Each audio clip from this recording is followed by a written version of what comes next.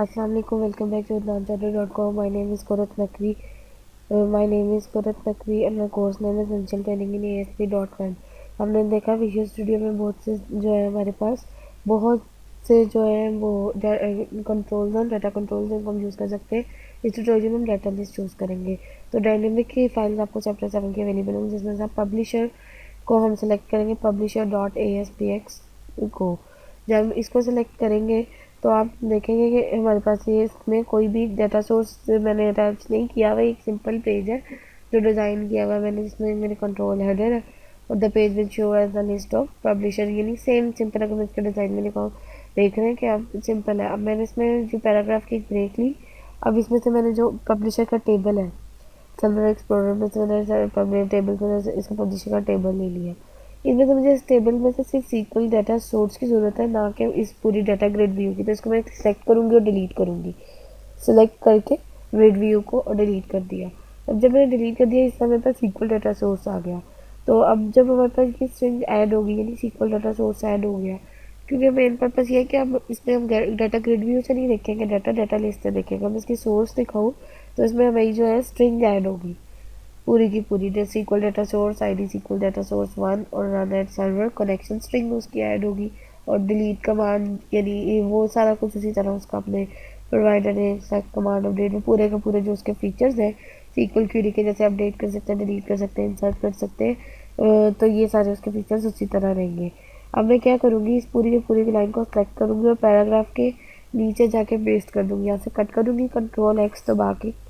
तो और मैं पैराग्राफ जहाँ पैराग्राफ ब्रेक ख़त्म हो रही है उसके नीचे जाके मैं इसको पेस्ट करूँगी, सिर्फ अपने यानी ज़्यादा रिप्रेजेंटेटिव बनाने के रिप्रेजेंटेशन के लिए पेस्ट करूँगी।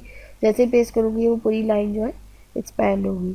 अब जब एक्सपैंड होगी, कोड वही है सिंपल सारे का सारा, लेकिन सिर्फ मैंने उसकी एडजस्टमेंट पेज में सेट की है कि वो कैसे शो हो पूरे का पूरा। यानी जब देखे मैंने इसको कॉपी करना था तो वो एक पूरी जो थी मेरी वो श्रिंक हो गई थी और मैंने पूरी को कॉपी कर दिया था। अब डिज़ाइन व्यू में जाए तो देखें पैराग्राफ ब्रेक मेरे पास खाली हो गई है और सीक्वल डाटा सोर्स नीचे आ गया।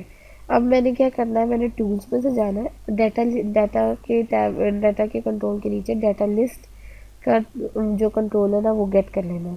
यानी डाटा के अंदर जाके इसको पिन कर लेना तो ज़्यादा बेहतर, ताकि आपको दोनों चीज़ें नज़र आती रहें साथ। डाटा लिस्ट और डाटा ग्रिड व्यू एक ही काम करते हैं, लेकिन इसकी ज़्यादा थोड़ी सी फंक्शनैलिटी ये जो होती है काम हो जाती है। मैंने डाटा लिस्ट यूज़ किया, ना कि ग्रिड व्यू। जैसे डाटा लिस्ट व्यू यूज़ किया तो ये मेरे पास सारी डाटा लिस्ट आ गई। अब इसका अगर मैंने टेम्पलेट चेंज करना तो मैं इसके अंदर टेम्पलेट चेंज कर सकती हूँ, प्रॉपर्टी बिल्डर वगैरह सारा कुछ चेंज कर सकती हूँ। लेकिन अगर मैं इसका सोर्स कोड जाके देखूँ तो हम देखेंगे क्या फ़र्क है इसमें ग्रिड व्यू में और डाटा लिस्ट में। इसमें से पहले तो मुझे SQL डाटा सोर्स अपना यानी प्रॉपर्टी बिल्डर यानी जहाँ से हमारा सोर्स है उसको डाटाबेस को कोई सोर्स तो पता नहीं है ना। अब इसने पूरा डाटा गेट कर लिया। जब इसने मैंने पूरा डाटा गेट कर लिया है और अभी देखिए मुझे कॉलम्स पे शो नहीं करा रहा, डाटा लिस्ट के तौर पे शो करा रहा है। डाटा लिस्ट जैसे हम एक्सेल वगैरह में बनाते हैं सेम इस तरह शो करा रहा है। अब मैं इसके कोड में गई तो ऑल शिफ्ट एंटर दबाऊंगी फुल स्क्रीन के लिए, तो आप देखेंगे इसमें डाटा लिस्ट में आइटम्स है। आइटम्स में कौन सी एक ID है और एक नेम है। अब मैं ID को रिमूव कर दूँगी इसमें से और सिर्फ नेम को रहने दूँगी और एक ब्रेक को भी जो है एक्स्ट्रा रिमूव कर दूँगी। सेम इसका सिंटेक्स मेरा वो जो है HTML वाला सिंटेक्स ही है, ID simple run at server.